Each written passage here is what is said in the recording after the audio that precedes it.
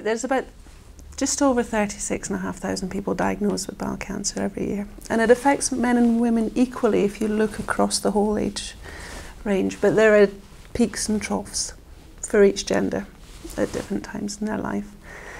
Essentially, the disease is 90% curable if you catch it early enough, but the sad thing is that more than 50% of bowel cancers are only diagnosed as a result of an emergency admission to hospital, so the disease is already fairly well advanced, and that kind of cuts down your chances of survival. If it's very advanced, then sadly we're talking about 16,500, 17,000 people every year potentially dying early as a result of bowel cancer.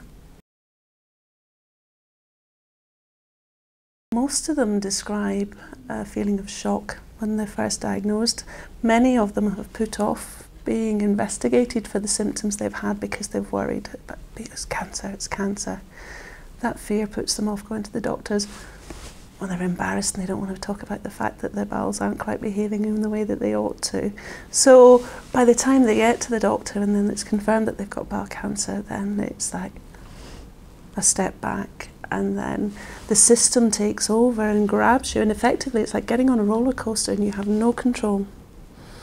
And it's not until you come out the other end and almost get spat out of the system, you've had your treatment, and then you take a step back and say, okay, what the hell happened? And at that point, many of them come to us and say, I need to take stock and I need to understand what happened to me, and then to be able to move on with my life.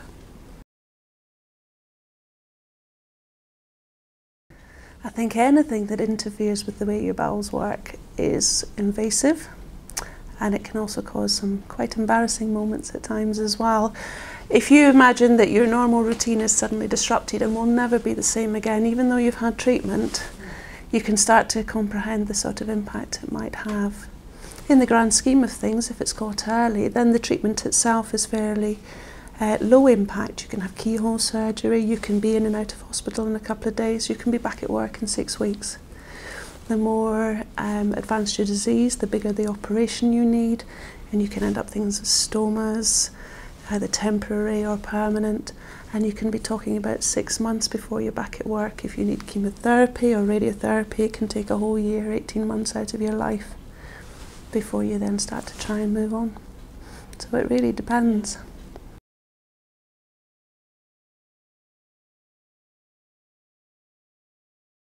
I think that the research that's being done that identifies individual sort of risk factors for bowel cancer is helpful.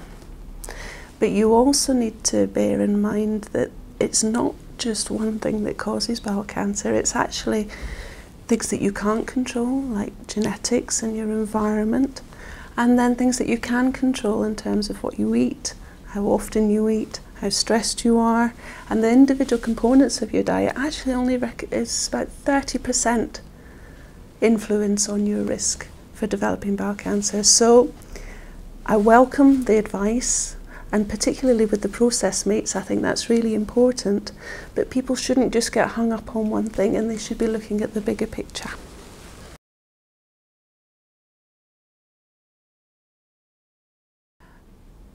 I think that it will work to raise awareness of bowel cancer, because it's raising the noise levels.